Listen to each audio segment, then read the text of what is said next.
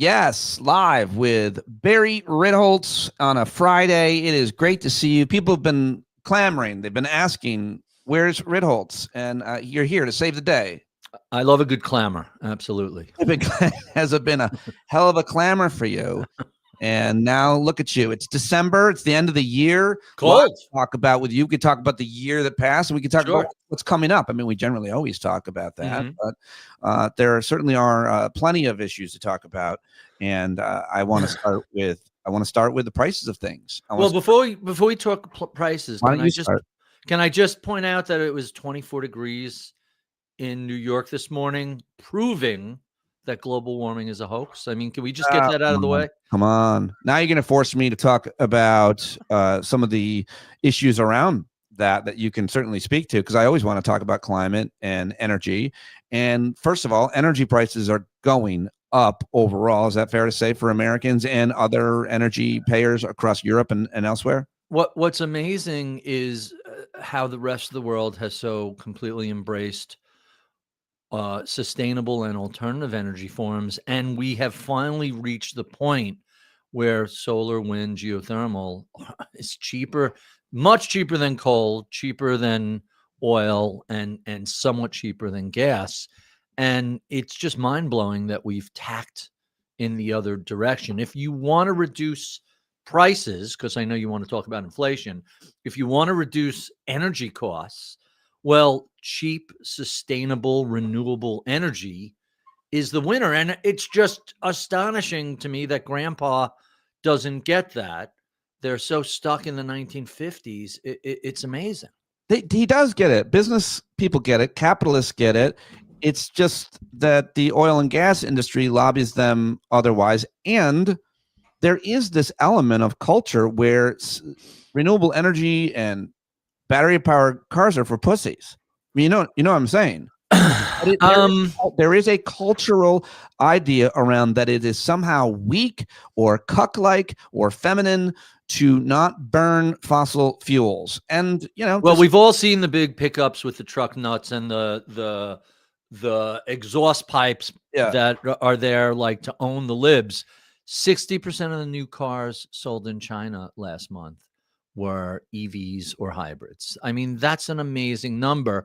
And we're not, instead of competing with China, we're competing with this ridiculous idealized version of the United States in the 1950s. Post-war, we were the undisputed superpower in the world. And, I love the quote from Ray Dalio, which is, and he's talking about investors, but it's true for everybody. The first job of investors is to understand reality and to deal with it.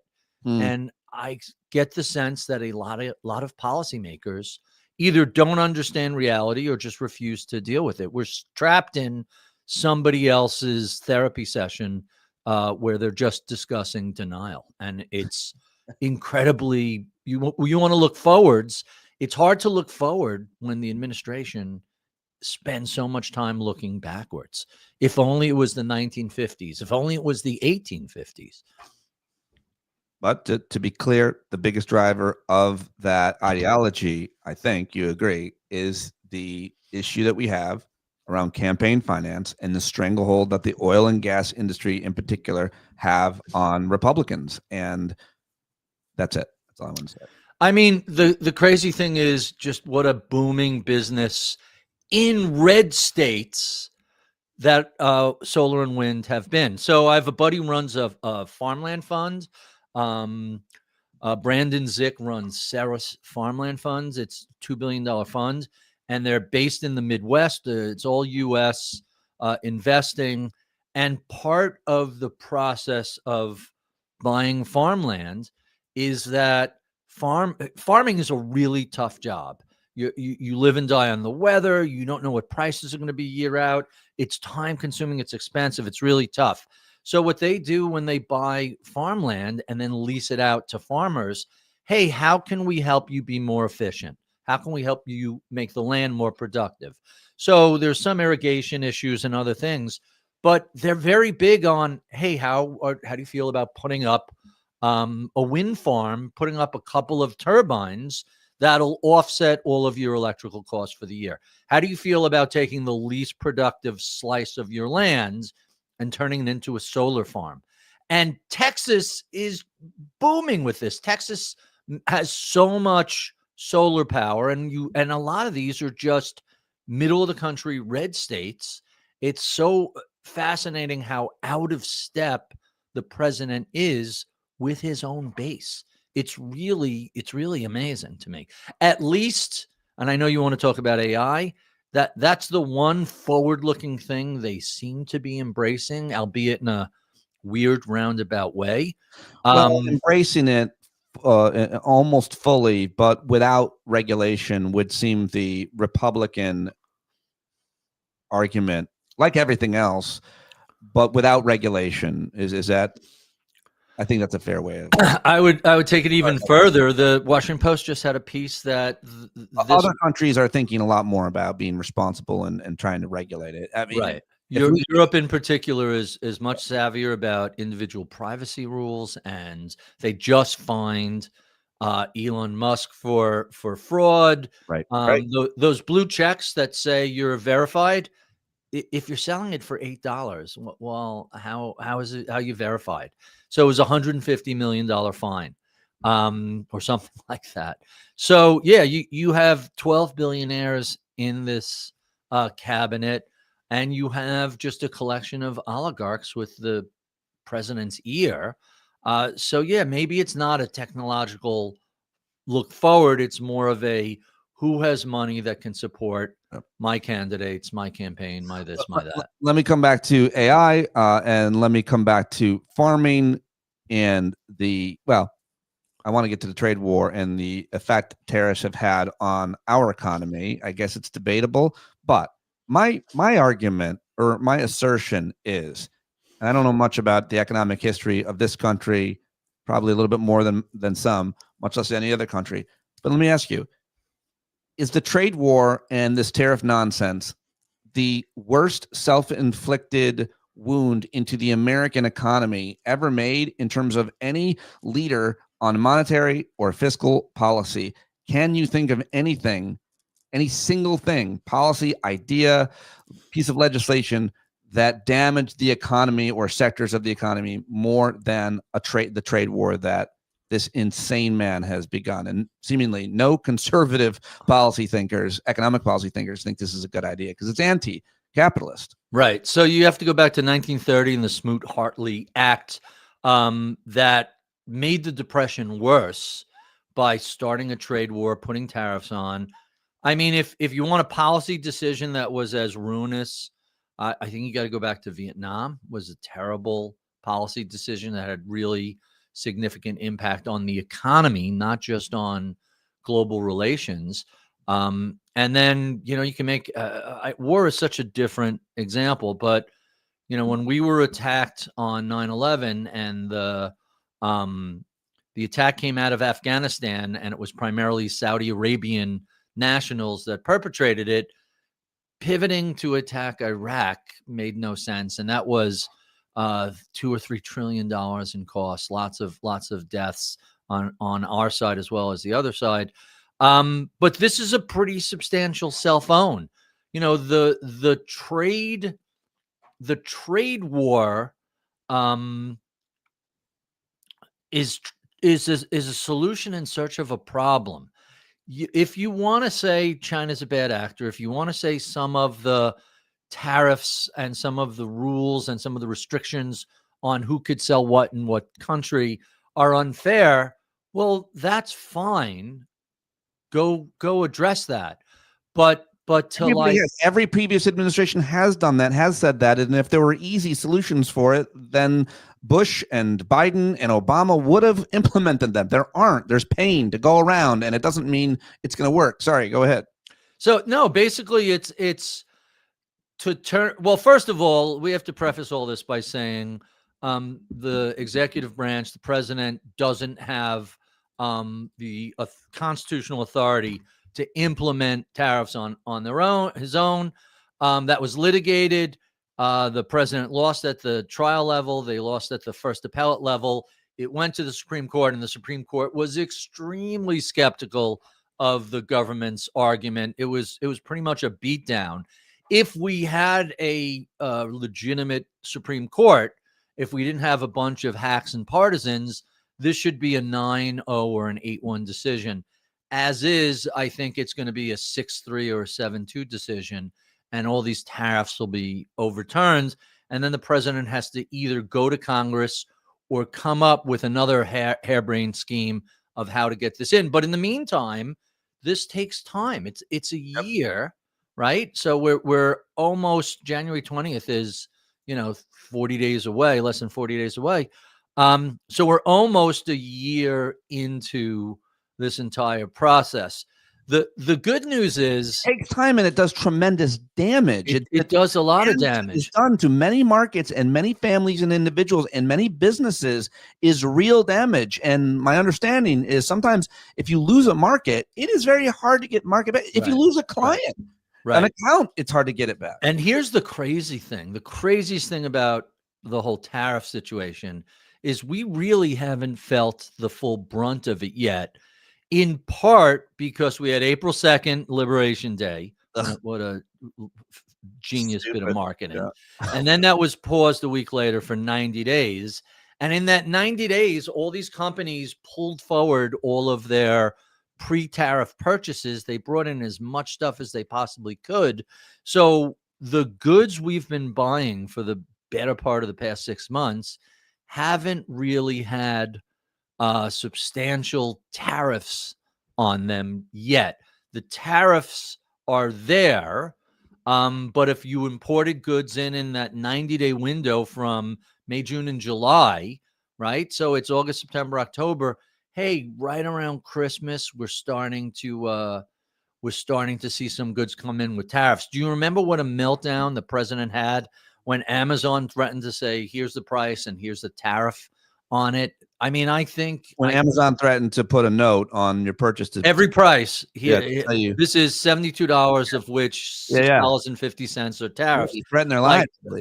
So the ironic thing is, the administration is insisting tariffs doesn't cause inflation, and then when the affordability hoax hurt them in the November elections, they want to roll back tariffs on things like coffee and imported. He called the affordability hoax. You are not saying there is an no, it's a hoax. I know about inflation. I keep hearing it's a hoax. It's not real. For you, who are you going to believe, me or your lying eyes? For you, I mean, believe it. You rich bastard. So, what have you not bought as a result of the economy? Where have you held back, Ritholtz? Nothing. You probably got. You know what? I no longer import watches from overseas because I don't want to pay a 30% VIG on top of it. I mean, the difference between you and I is that you buy all these expensive watches because you can, and I just want. I really don't. I haven't bought a watch in years. I just want to buy, please, and I just want to buy. I really haven't. Okay. Well, I just want to buy a new Apple Watch, and I'm debating it because it's so much money. Yeah, never. I don't want. I'm the king of health over here. You're looking at. It's got nothing to do with health. I don't want the endless notifications. When I unplug, turn them off. I want to be unplugged. I don't have any notifications coming in on the watch, other than your body is a temple. Don't eat that. Right. So, or you could just be disciplined, but hold that aside. Affordability crisis. The affordability crisis is fake, and as we saw in November, you're talking about politics. Right. There was a real backlash to that. But since you brought up wealth and affordability and inflation, I'll tell you what is real is the K-shaped economy. That if you're in the bottom half of the economic strata, if you're below the median household income of whatever it is, 82,000 and change, increases in prices are real because you don't have a buffer of cash sitting around that, it's going to cost that much. I mean, you go out to eat at a medium restaurant for a couple and it's over $100 and it's like, oh my God, that's kind of pricey. And you put down the credit card and out you go. If you can afford to do that, inflation is annoying. But you're not forced, if you're in the top half or the top quarter of the economic strata, you're not forced to make a difficult choice between what are we going to give up this month because so many things are more expensive. And it's not inflation. People misunderstand this. Inflation is the rate of change. How fast are prices going up. If inflation dropped to zero, everything is still much more expensive than it was pre-pandemic. It doesn't matter. Cars, real estate, houses, food, energy, all these things are pricier today than they were in 2019, even if inflation slows. And we're in a 2 to 3% range, which is normal historically, but we got spoiled by the post great financial crisis era where inflation was effectively zero. Right. And then the pandemic happened. And then the single largest fiscal stimulus since World War II came in. And that was what lit the spark of inflation. Hey, you mentioned the financial crisis. You wrote a book basically about it, Bailout Nation. You are a real wonk when it comes. You speak about this issue. I never stopped thinking about it because I covered it. It's where we met, where you established, I think, a lot of credibility as well. And I just want to take a quick departure because I think about this a lot. Mm-hmm. The government created an investigation called the Financial Crisis Inquiry Commission, the FCIC. I got the book is right there on the shelf behind me. See, I told you, folks, he's a real. And so we talked about that a lot at the time. My recollection and my understanding is the Republicans on that committee insisted that the word deregulation and deregulation not be looked at, not be used. Am I right about that? Yeah, there were a bunch of things they didn't want. And then the surrogates out in the real world said, this was really caused by poor people, by Black people, Right. buying houses they couldn't afford. And it's like, well, why did banks lend money to people? You mean you didn't do a credit check? You didn't do a history check? You didn't look at their ability to service the loan? Isn't that the responsibility of banks? No. I don't mean morally, I mean legally under. We created a complex financial scheme that they all got rich and then they ran their banks out of business. But just to stay on this thread, so the Financial Crisis Inquiry Commission, they refused during their investigation to consider the actual root causes of the worst financial crisis of our lifetime and maybe of all of our lifetime. And then the same thing happens. Hopefully. The same thing happens with climate change. When looking at climate change, Republicans insist that they don't talk that the words greenhouse gases and everything that is the root of the problem. They don't look at those. They strike those words. It is the worst kind of censorship from government to strike the words and, more importantly, the root causes of the problems that we face, whether they be financial or environmental. I feel like there's something that we really need to talk more about, how Republicans refuse to talk about the root causes of problems to the point where they strike those words from the investigations into those issues. Do you want to say anything about that? Sure. Two things. First, back to the financial crisis. There were three major legislative regulatory changes prior to that it's inarguable. I mean, you could try to argue, but you'll lose that those weren't significant factors that led up to the financial crisis. And by the way, it's rare that big, complicated events have a single cause. And in the book, in Bailout Nation, the centerfold here were the 7 or 9 things that all came together to cause a crisis. But on the regulatory side, first, you had the Commodities Future Modernization Act that carved out a special exemption for insurance products that were derivative-based that did not require reserve. So if you're writing life insurance, if you're writing homeowners or automobile insurance, you can use a actuarial table and say, here's how many people are going to die in any given year. We just know the math. Eventually, we have a 3% death rate in the country, which is fairly normal. So if we have 1 million policyholders, we should be prepared to pay out on 30,000 of those policies each year. And here's our reserve for that. Same thing with automobiles and houses. When we started doing, and by the way, this was driven by, of all companies, Enron, who was making a shit ton of money on derivative writing. When the Commodities Futures Monetization Act was passed, it allowed AIG to write all of these derivative policies, because they were effectively insurance policies, but with zero reserve. And AIG ended up writing $3 trillion worth of policy. So if your models are off by 1%, right, that's still $30 billion of losses you're going to have. And that's enough to bankrupt just about any financial company And in it the did. world. AIG went up. And it did, right. So that's number one. Dick Fold. Isn't that Lehman the Brothers. AIG executive? Oh, that's Lehman Brothers. Sorry, Right. I thought he was the AIG executive who got punched in the face by while on a treadmill at the gym. Anyway, so stay on the target with it. You're listing No, the the other thing was the repeal of Glass-Steagall, and what right? Glass-Steagall had done. So this didn't cause the crisis, but it let it get much bigger. Glass-Steagall used to say, "Hey, our FDIC banks are over here, our speculative Wall Street banks are over there, and never the twain shall meet." The repeal of Glass-Steagall, which kind of happened in the sort of extra legal way before the legislation was passed. I think it was the Graham Leach-Biley Act, Widely, repealed Glass-Steagall. Yep. And so basically it allowed banks like Citibank and Wells Fargo and Wachovia and go down the list, and how many banks and that was blew up, Washington Mutual. It allowed them to speculate and essentially turn into giant hedge fund casinos. And so when everybody else was getting rich in the early 2000s speculating on housing, they jumped in. And that's why the FDIC reserve fund ran all the way down. And that's why so many of these banks had to be rescued, both banks and brokers. Always worth mentioning here that it was Clinton who was the Democratic president. Yep. A very conservative capitalist Treasury Secretary named Robert Rubin.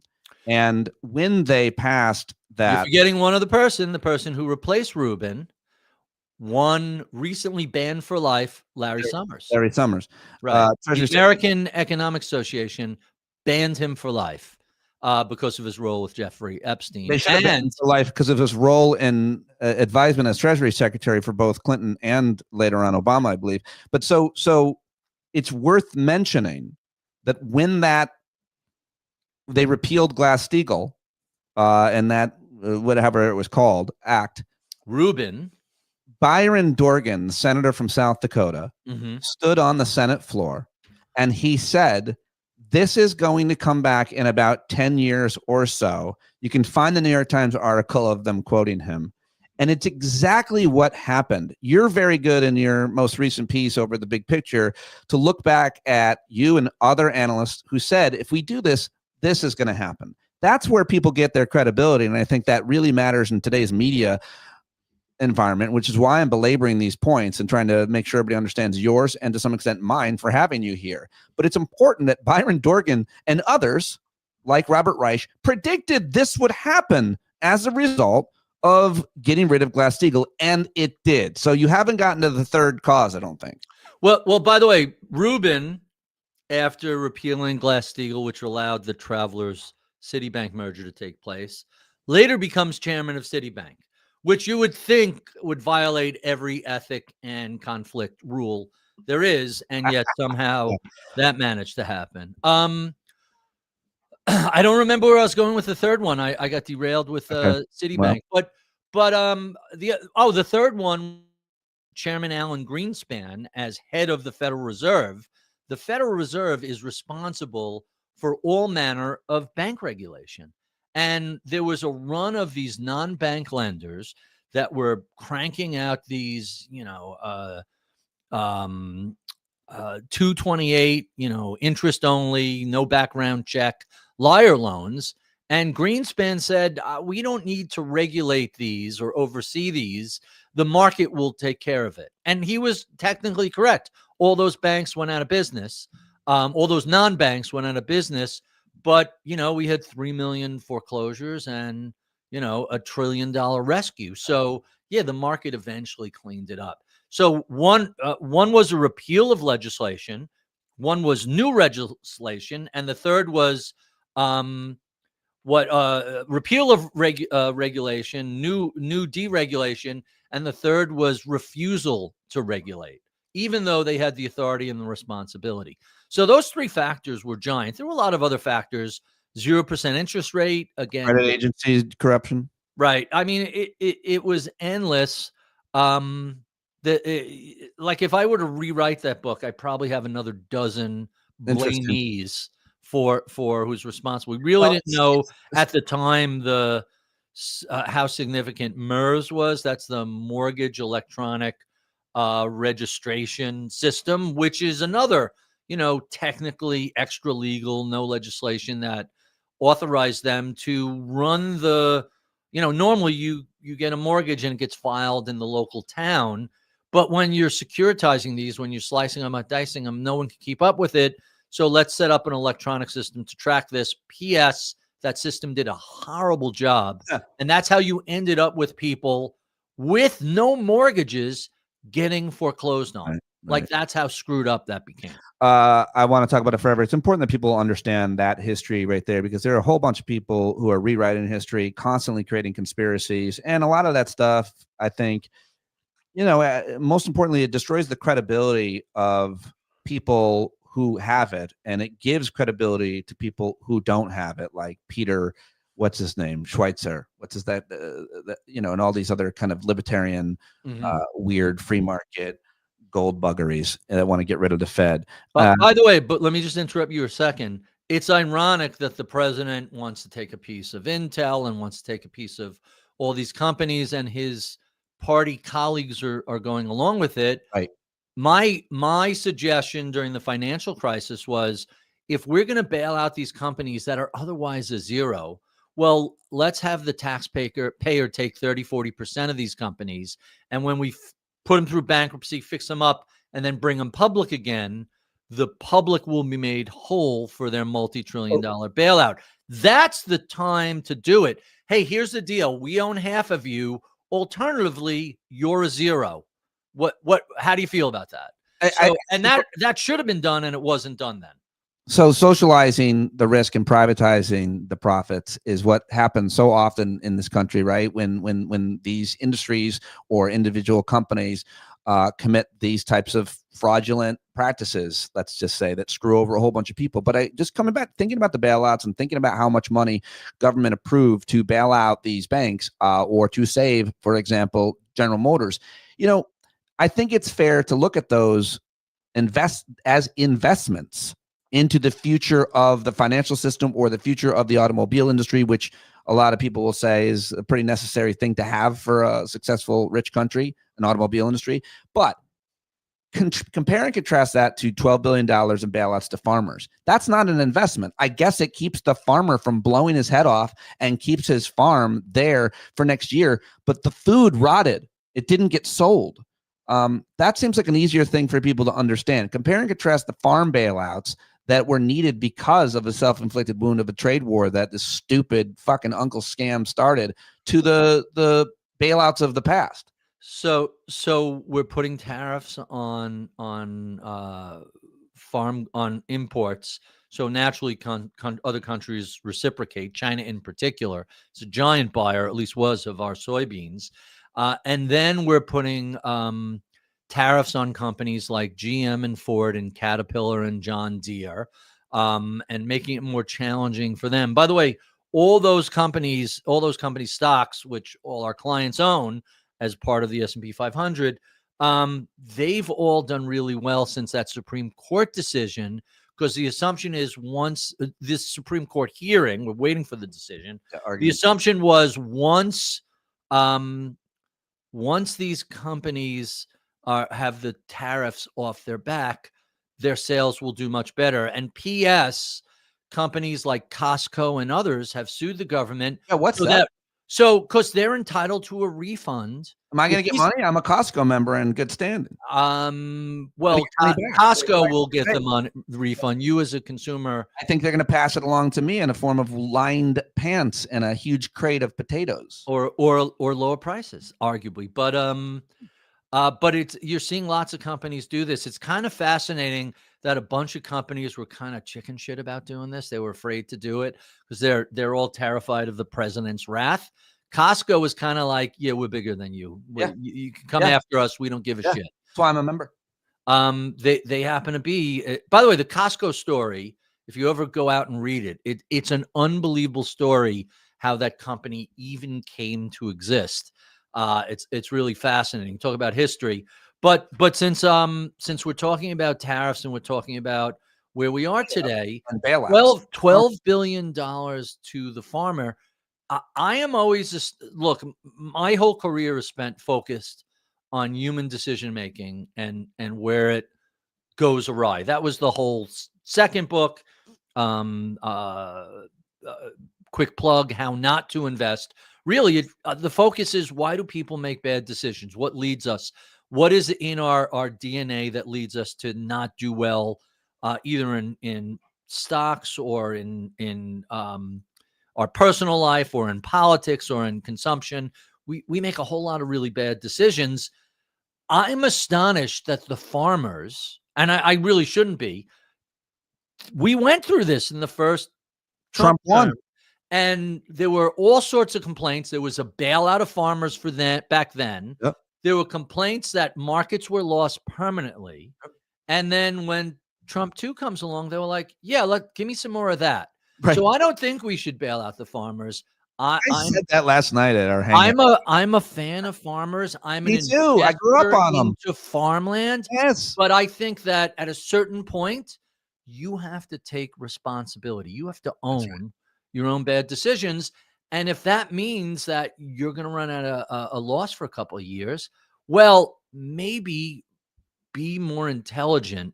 Don't vote against your own interest. By the way, that's the genius of American politics, is how many people are convinced to vote against their own interest. And we're now seeing this with the Obamacare extension, healthcare, and which is going to hurt the red states. Oh, it's going to more than the blue and states. so many people on Medicaid and so many people on independent contractors and entrepreneurs on the exchanges as well. But I would just take it a little further than I don't feel bad for the farmers who voted for. No, I feel bad for them, and I want them to make better decisions. I'm saying I would take it further in that if you made a bad decision with your vote, I will forgive you if you right now stand up, walk out to a microphone, join in other farmers and say, I was wrong to vote for this man, or at least say this policy has destroyed. I feel like they're not loud enough. I feel like the few farmers who will speak out are so overbooked on MSNBC. Like they all need to join together and speak out, whether or not they voted for him or against them. I would like to hear from more of them, and I feel like I'm not. So moving on, there's two other things. It's called MS Now. Forgive me. It's no longer MSNBC. Forgive me. MS Now. Yeah.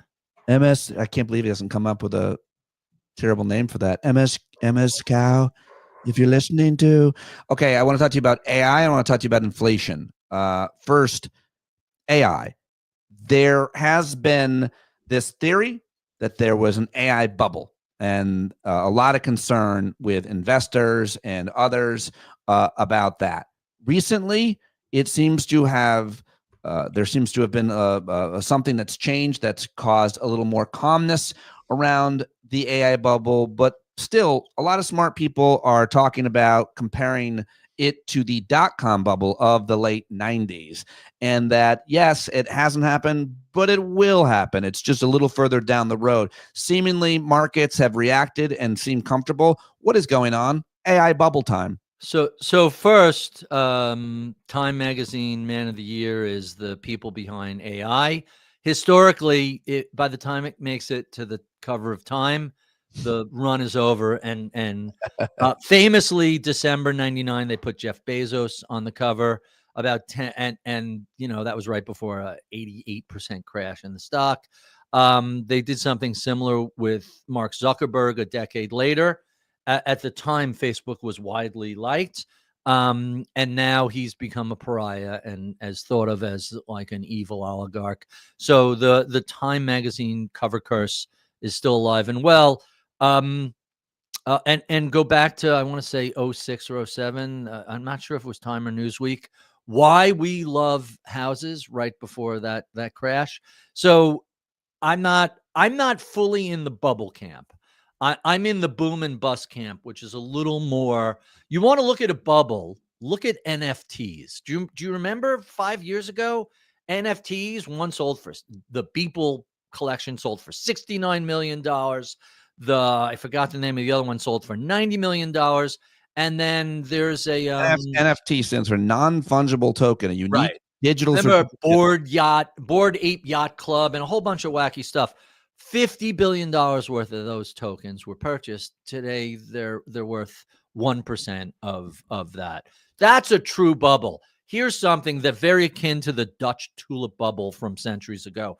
Here's something of arguably zero intrinsic value that's run up to crazy prices and then came crashing back down. So let's compare AI to the internet. And if you remember back in the day, there were all these quote unquote internet companies, and there were pets.com and Juniper Networks and Metro Media Fiber and all these other companies.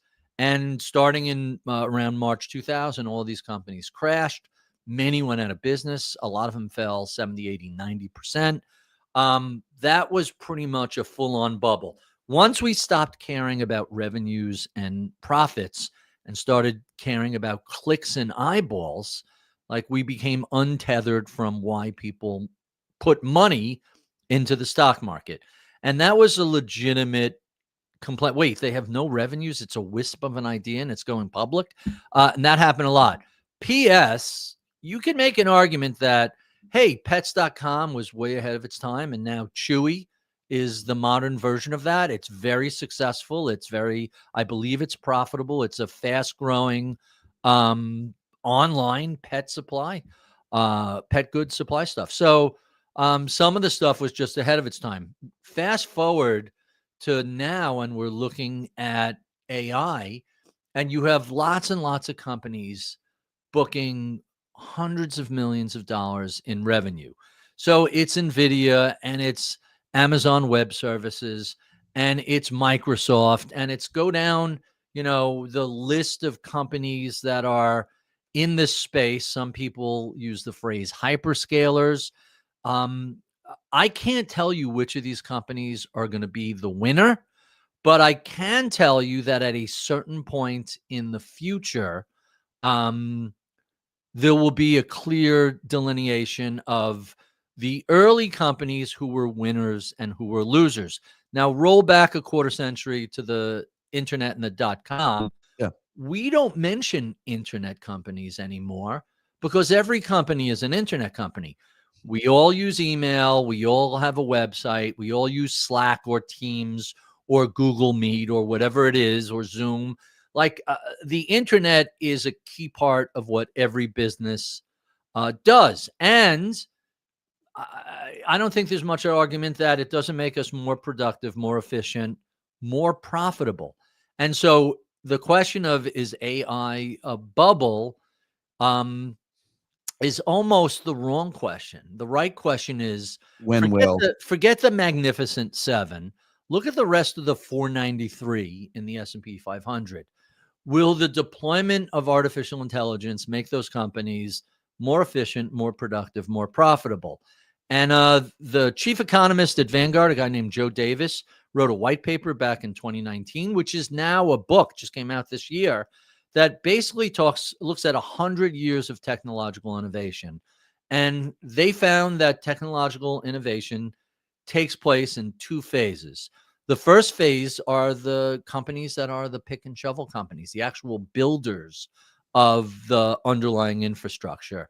And there's a boom and bust in that. Think back to every new tech company. How many computer companies were there?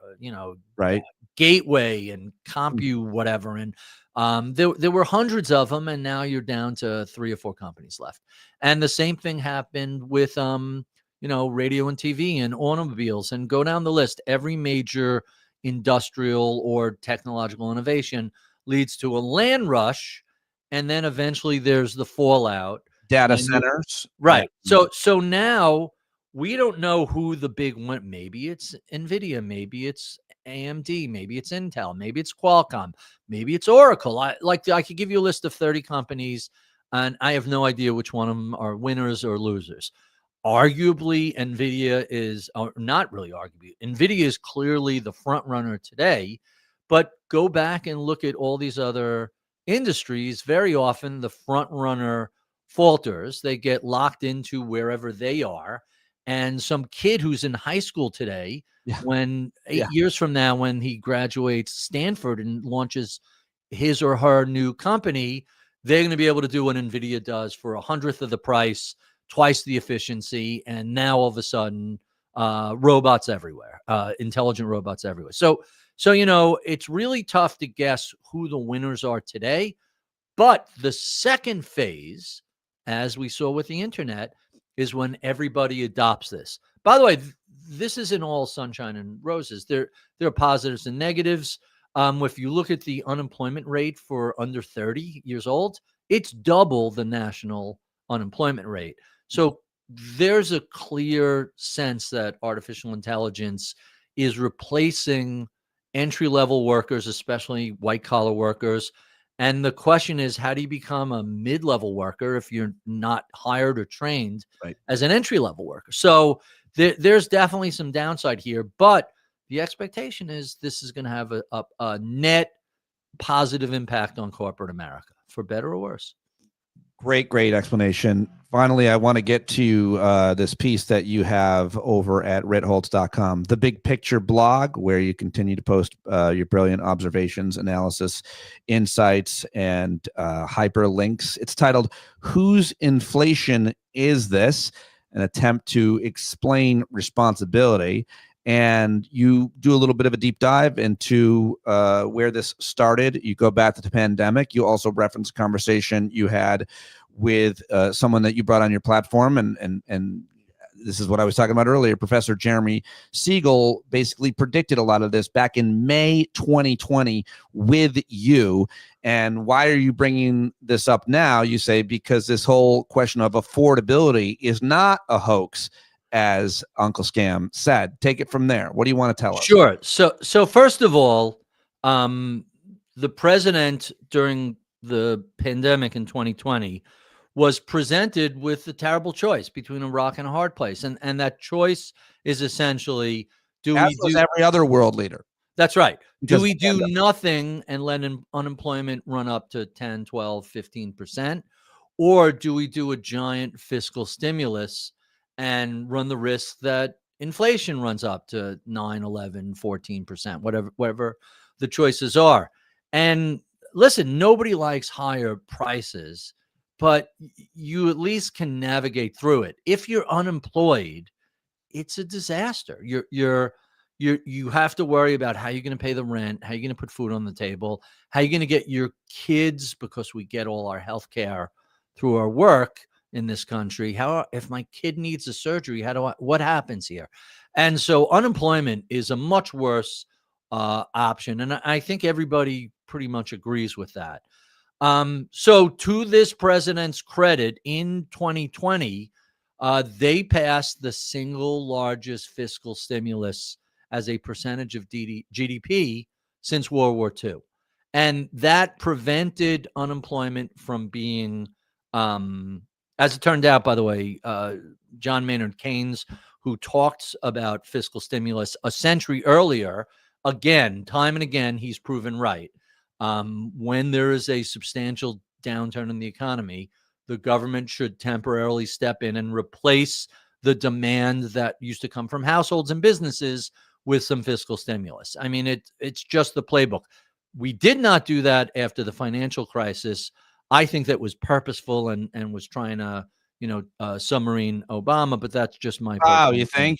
Yeah. I mean, I said that to a bunch of people, including everybody knew that. I mean, glad that you said no. When I said that in 2010 and 11 to a bunch of people, including a Nobel laureate at the table, oh no, congressmen and senators are terrible, but even they wouldn't do that. There was a general consensus. Gee, that's you're not a conspiracy theory. That sounds a little conspiratorial. I'm like, it's not a secret. Here's what they've done in the past, and here's what they're doing now. They are failing to step up with an appropriate fiscal stimulus, and the results were a long, slow recovery, subpar recovery in terms of job creation, wage gains, consumer spending, primarily due to a lack of a fiscal stimulus. Fast forward to March 2020, massive fiscal stimulus, and what happens? The most robust recovery in the world. Everybody else was lagging us. A giant inflationary surge, which, look, Professor Jeremy Siegel of the Wharton School at the University of Pennsylvania is a highly regarded expert on markets and the economy. He wrote the book Stocks for the Long Run, which is, I don't know, it's like 8th print edition and highly regarded professor, said, I'll give you the quote. First, we're going to have a huge, this is May 2020. We're going to have a huge spending boom next year. And I think for the first time, and I know this is a sharp minority view here, for the first time in over 2 decades, we're going to see inflation. And people were shocked at that. So I pressed them on it. And the answer was, with this liquidity in the economy, I expect moderate inflation. I'm not talking about hyperinflation. I'm nowhere near that. I expect inflation to run up next year or two to 2, 3, 4, 5%, and maybe run again in 2022 the same way. So cumulatively, I expect inflation to go up 10, 12% over the next few years. That is exactly what happened. And what's astonishing is how nobody holds this president accountable for his role in it. And I wrote a piece a year or two later, causes of inflation 1 to 15.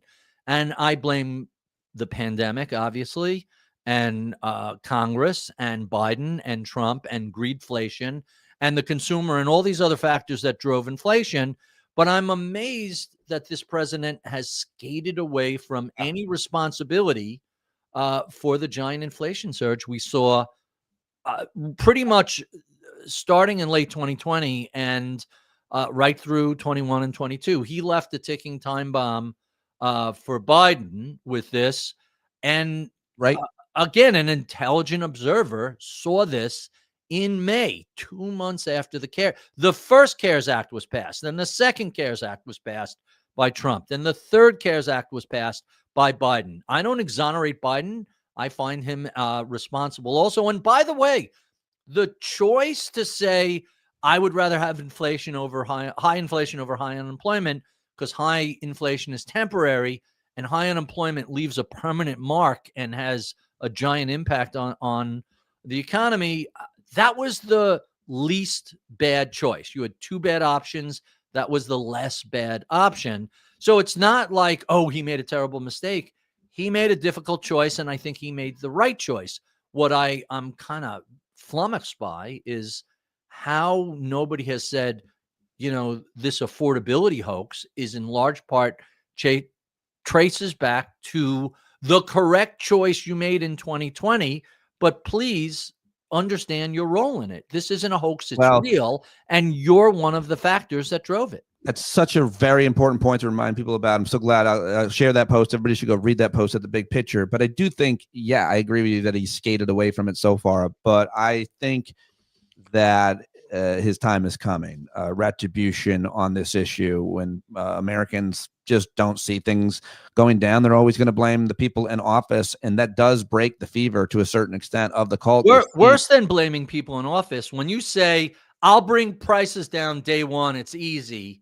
I'll end the war in Ukraine day one, it's easy. Right. All the promises that were made, even if you say, well, the thing is, what's fascinating, the audacity of this man and the people that support him in right-wing media, especially, that he just says a thing happened that didn't happen. Prices are the lowest, the economy is the best, and I solved the wars. You're like, I don't think that your grandmother didn't die. No, she's dead. Grandma died.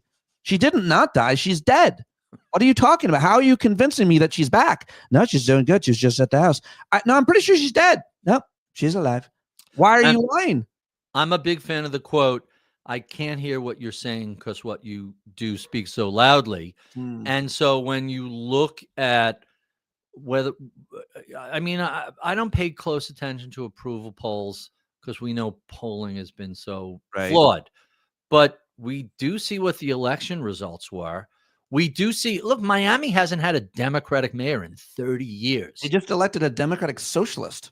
As did New York City. New York City always elects Democrats, but a Democratic socialist who, by the way, I don't really understand this bromance between him and Trump, between Montgomery and Trump. But hey, if it keeps the federal tax dollars flowing to New York, I'm okay with it. The issue is very simple, and sometimes you're too smart, but I'm not.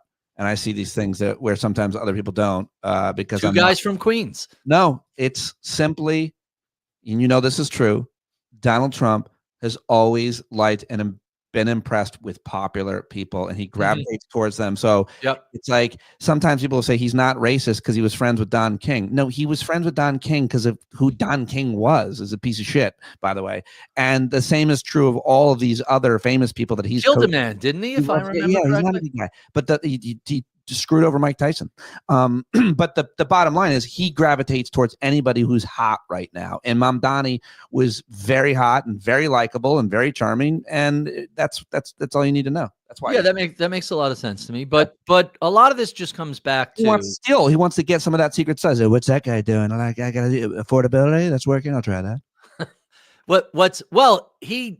Now he's saying he used affordability. It worked for him for like a day and a half. He stopped using it. He used it to get elected. He constantly never used the word. He never used that word. He didn't say the word affordability, but he talked about high prices and he talked about inflation and pencils. Did you hear him say at a rally? He said, maybe you're not going to be able to get 2 pencils. Do you know how fucking unbelievably idiotic like that? That's the weirdest. You could say anything. You don't need $27. You just need $2 or $3. But think about it for 1 second. Who is budgeting? People are budgeting on toys, if you want to call them dolls. People do say, "Can I afford these toys for my kids this year?" But nobody says, "Can I get these pencils?" Nobody's using pencils. I was going to say, who uses pencils? Everybody's on people, but even you could be the poorest artist or writer in the world, and you could find pencils. You could find them somewhere. They're free. You walk into various stores. They're right there in a cup. You'd be ridiculed for using it. What are you doing? What are you using a pencil for? What is a Scantron test? Every time I have to sign my name on a piece of paper, like I sign my name, and I'm like, God, I can't remember the last time I picked up a pen. And look how terrible my handwriting is. I just don't. Who does that? If people can't afford a couple of quills. But can I tell you, you're pointing to something really important, which is why has over the past decade or two, this country become ruled by geriatrics? And listen, my dotage is not too far off in the future.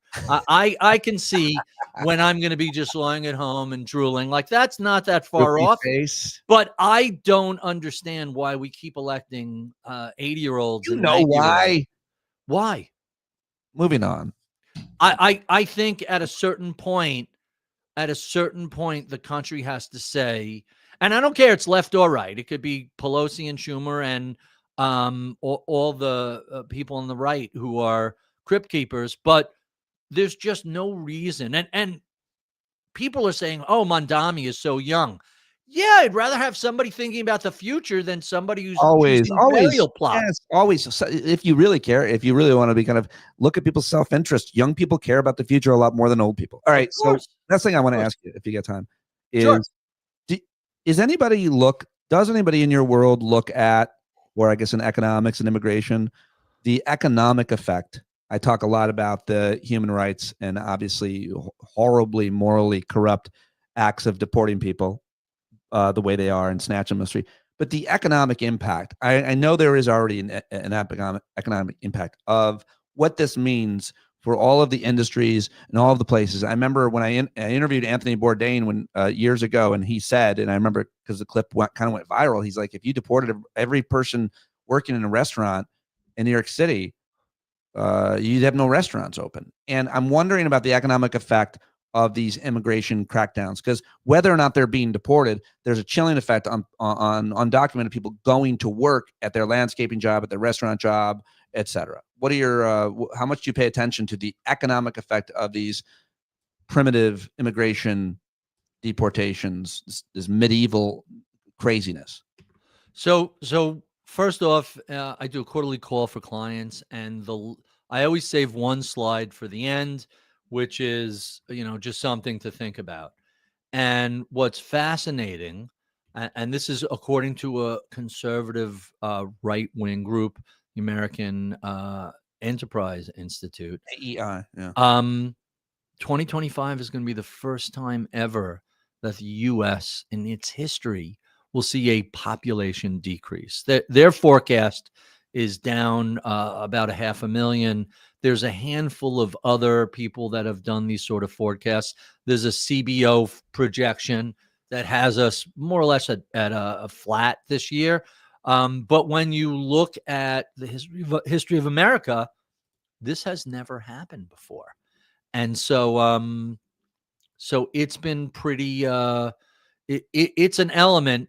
So when you look at all the jobs that are hard to fill, when you look at AI stepping into a lot of white collar jobs, a big part of this is because there simply aren't enough bodies there. And these aren't foreigners taking jobs that Americans want. These are the like least desirable entry level jobs Right. in restaurants, on farms, in nursing. By the way, if we stop immigration as the oldest generation continues to age out, no, there's not going to be enough healthcare workers to take care of these folks. Most of those people are coming primarily legally from overseas and from lots of the Caribbean and South America. And, to stop that is really cutting off our nose to spite our face. It's astonishing. It would be one thing if there were like lots of Americans clamoring for these jobs and saying, hey, we can't compete with these people who take lower wages. That's not what the economic situation. The economic situation is either you hire an immigrant for this job or that position goes unfilled. I would just like to wrap it all up by naming, I think, 4 net effects that this administration has done that will hurt the economy, working our way backward: immigration, tariff and trade war. I think also the lack of investment into renewable energy and building factories and building the future of energy and technology. Those are 3 things. But also, and finally, and maybe more importantly, the fact that people's healthcare prices, they're always going to go up, by the way. I think we should, because we're not fixing the system. Yeah, but it's been 9% a year for forever. That's way above inflation.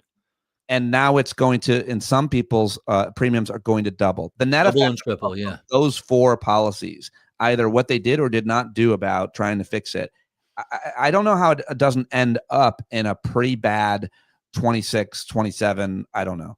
So the fascinating thing is, I heard the president say he inherited a mess from the Biden administration. He inherited an economy that was so robust that all of these self-inflicted wounds have not yet caused a recession. That's how strong the economy was that he inherited, that it could take all these body blows and it's still moving along. At a certain point, all these little injuries, all these little wounds, you just start to bleed out and eventually the economy is going to stumble. That's the nature of this. You can't just persistently damage the way the economy works. You can't hurt the consumer. You can't hurt manufacturers. You can't hurt retailers and farmers without eventually the economy taking a hit. And I don't see a recession in the next quarter, probably not even the first half of the year. And it's an election year. So historically, presidents have a tendency to try and get as much stimulus into the economy because it's still the economy, stupid. People still vote on the economy. But one very possible scenario is that by the end of the summer, or maybe sooner, we're in a modest downturn, not a full-on disaster, just we go from +2, +3% growth to -1% growth. And that has significant ramifications for the November elections. We know if the elections were held today, this would be a 20, 25, 30 seat swing in the House, even with all the redistricting nonsense.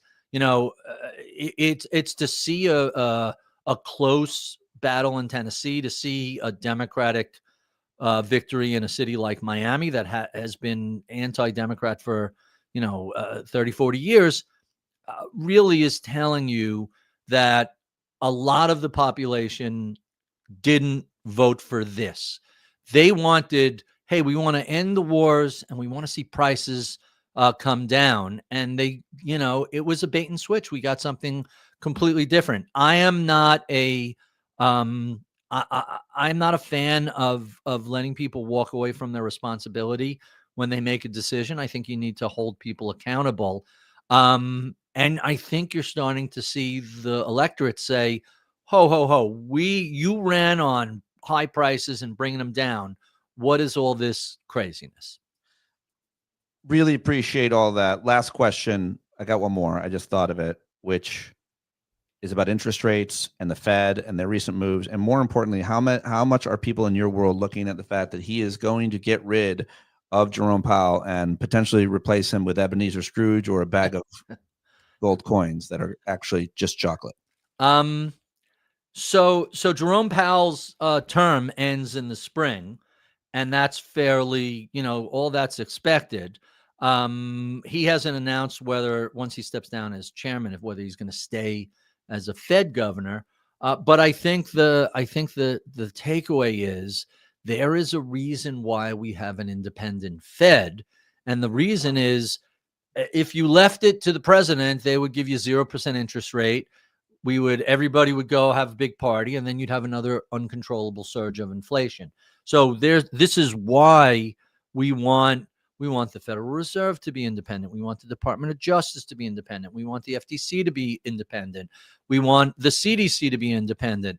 And I think the big takeaway from this White House is we have a system that's literally distributed power, a series of checks and balances. We don't want all this power in one person's hands, because as we've seen, they make decisions that help for the moment, but then kind of leave a ticking time bomb. We haven't talked about, Biden got the blame for that disastrous Afghanistan pullout. There's a fair argument to be made. His hands were tied, and that was a little present left for him, right, by the previous president. It wasn't negotiated it. Yes, right. It was Trump's timeline. It was the Taliban. He fucking invited the Taliban to Camp David. If Obama or Biden had done that, they would have gone absolutely nuts having them in there. To be fair, Obama did once wear a beige suit in the Oval Office, and and he once said that a cop behaved poorly. That's true. So it's even Stephen. Yeah, absolutely. All right, man. So interest rates is going to be fine. Everything's going to be fine. The best thing about the U.S. economy is it's somewhat self-correcting, and when we have these giant mistakes, it eventually flushes itself out. The only question is how much damage gets done between now and then. Right. And that's a big question. That's a real question. Yeah.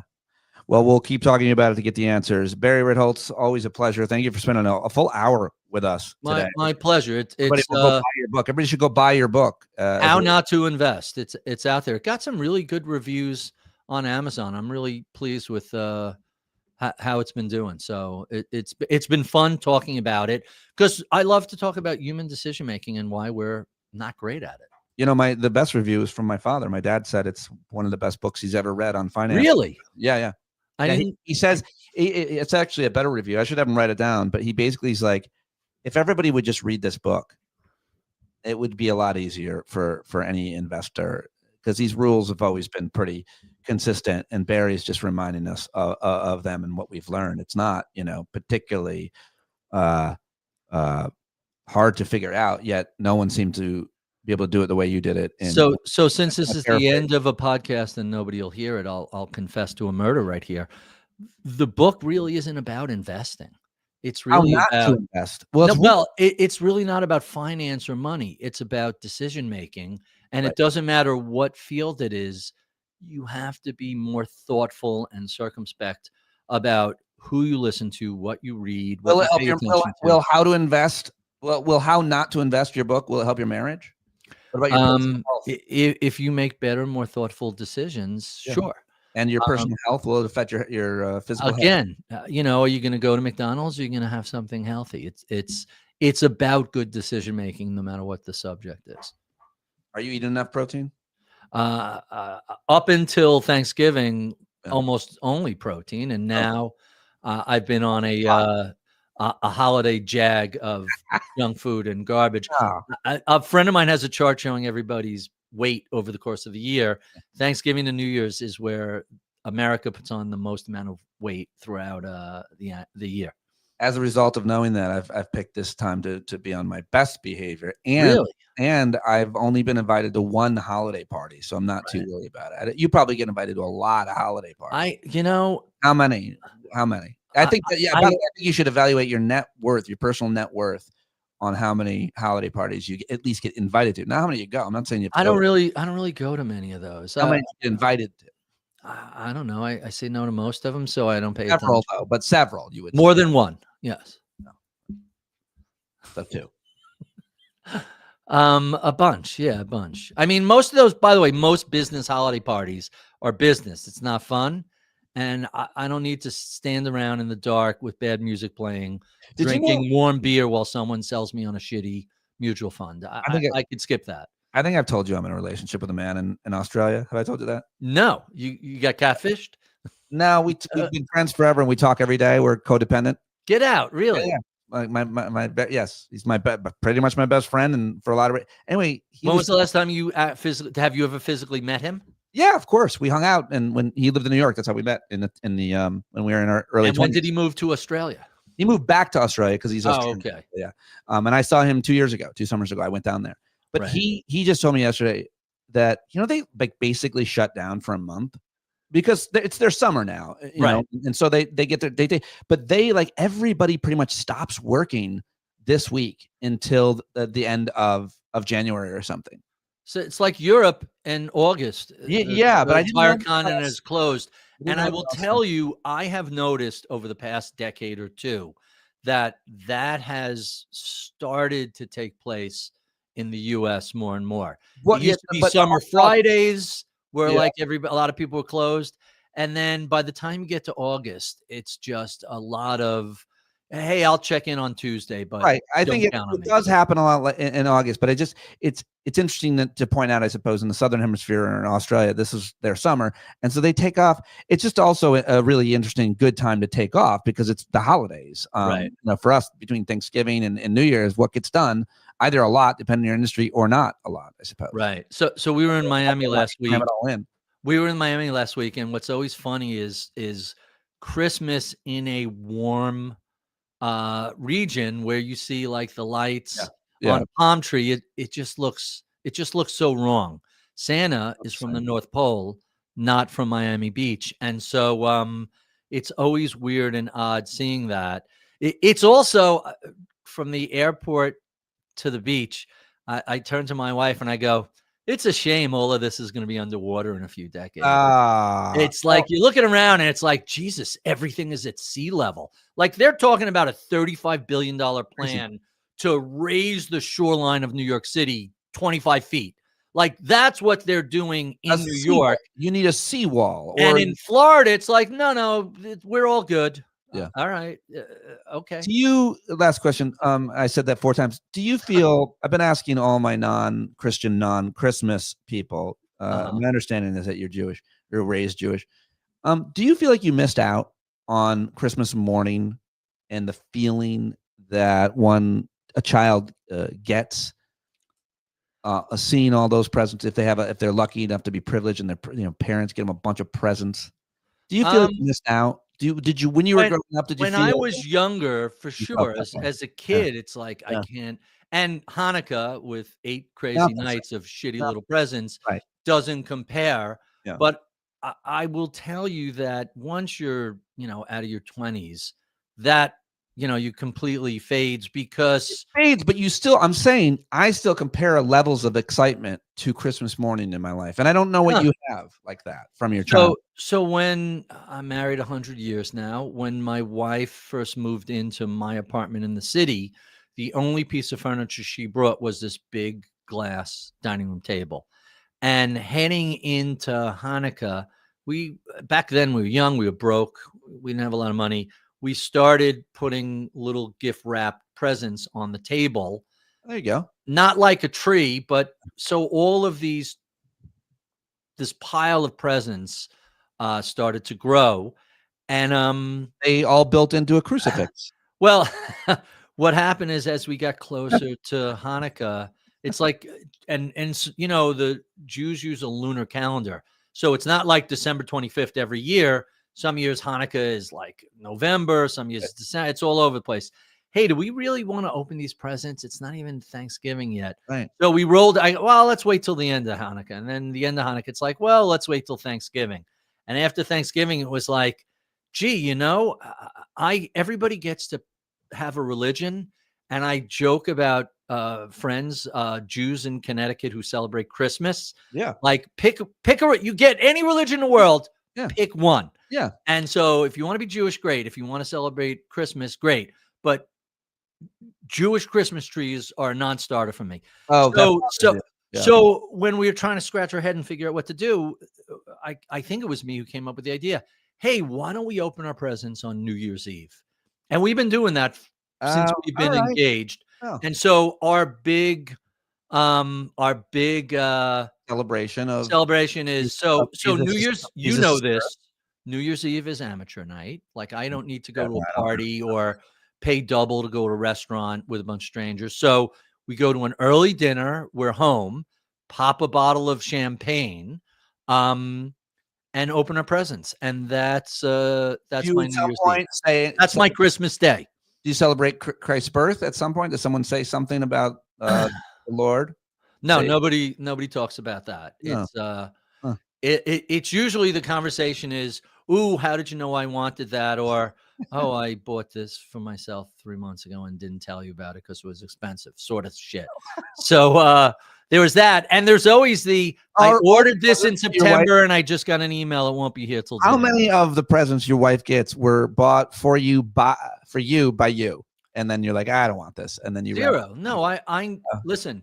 I know what she likes. I know what the sort of another man's watch.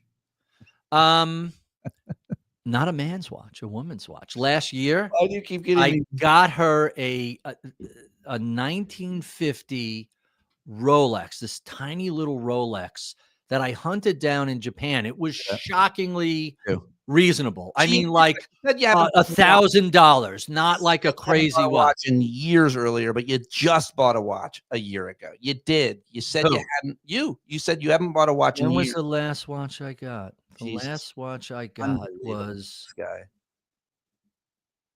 Oh no, I didn't buy any watches in 2025. Oh, honey, a wallet with the initials BR embroidered. I think for you. So here's the thing about watches, and this will be the last thing I'll say. Oh, I'm gonna just end.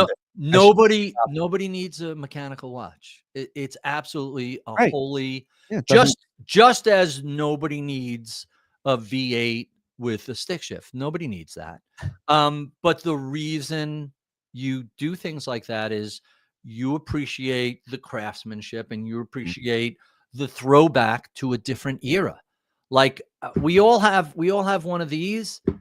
I don't need a goddamn Apple Watch on my wrist. I don't want to see my emails. I don't want to see notifications. You need to reach your standing goal and things like that.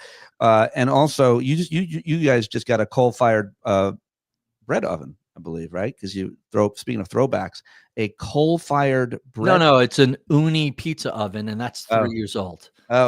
Forgive me. I thought you got and it works off of gas. It's actually relatively clean. To a coal delivery service is my. That's right. With the milkman leaves the milk, and the guy fills up the coal box, so we can throw it into the furnace.